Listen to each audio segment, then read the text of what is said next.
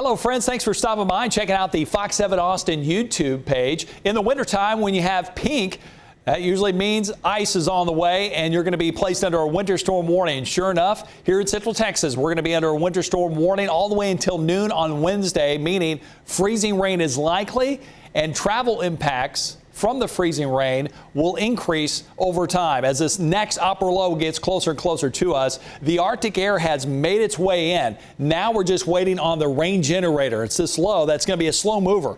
As long as we're east of that low, we're going to get multiple rounds of precipitation from now all the way through Thursday. And this is going to be an overrunning setup where we have this wedge of cold air near the ground. It's pretty shallow. It only goes up about 1,000 feet.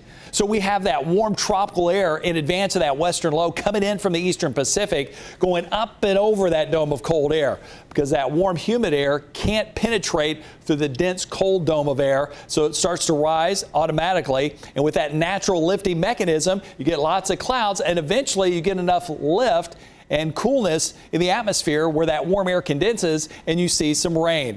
And what kind of rain and what kind of wintry mix? Not sleet, not snow. Unfortunately, it's going to be freezing rain because it's all about the temperature profile.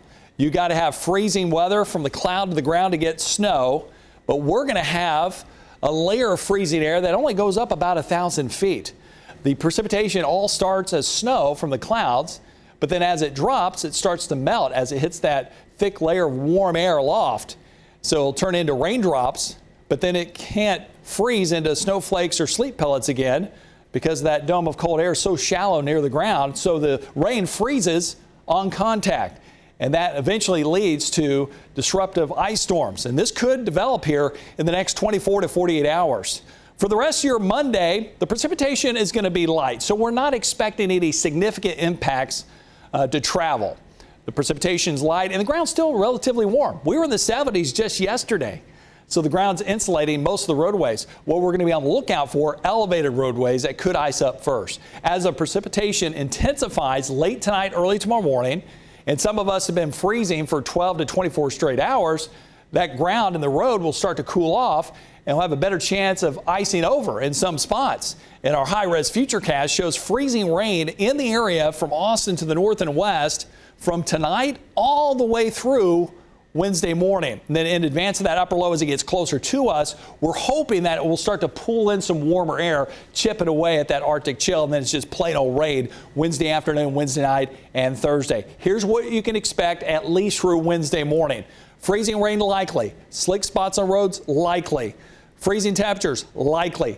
Power outages cannot be ruled out because we could have a disruptive ice event here in the Austin Metro in the coming days. 1/10 to 1/4 of an inch of ice accumulation possible. 1/4 to 1/2 an inch. That's serious business out across the hill country. So Tuesday may be a stay home kind of day.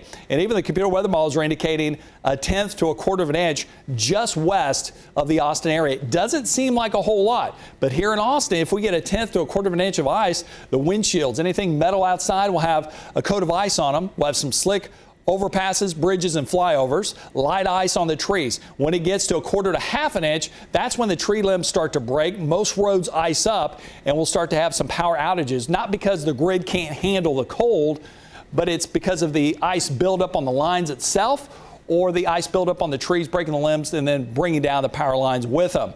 So why are the elevated roadways going to ice over first? Well, keep in mind, we were in the 70s yesterday, and that is insulating the ground and the roads. But overpasses will have freezing air on top of it and below it. So the surface of the elevated roads like bridges, overpasses, flyovers could ice over first because of it. And late tonight going into tomorrow morning, the ice could have high impacts to travel over the western hill country from Llano to Fredericksburg, Mason, in San Saba. A moderate risk from Georgetown to Burnett, Marble Falls, Blanco, Lampasas. Low risk here in the Austin Metro. Now this could change late Tuesday night into Wednesday morning. Could have moderate to high impacts to travel with the icing increasing. As that main storm system gets closer to us, the coverage of precipitation will increase. Numerous on Tuesday, widespread Wednesday, and then scattered about on Thursday. Don't want the ice, but man, we need the rain desperately around here. We could end up seeing 1 to 2 inches of rain. By Wednesday afternoon, yeah, it's still going to be raining around here, but will be above freezing. And then we have some sunny, dry, warmer weather to look forward to this weekend. But here in the next 48 hours, the weather's going to get a little iffy around here, and use extra caution on the roadways. Thanks for stopping by and checking out the winter weather update right here on Fox 7 Austin YouTube page.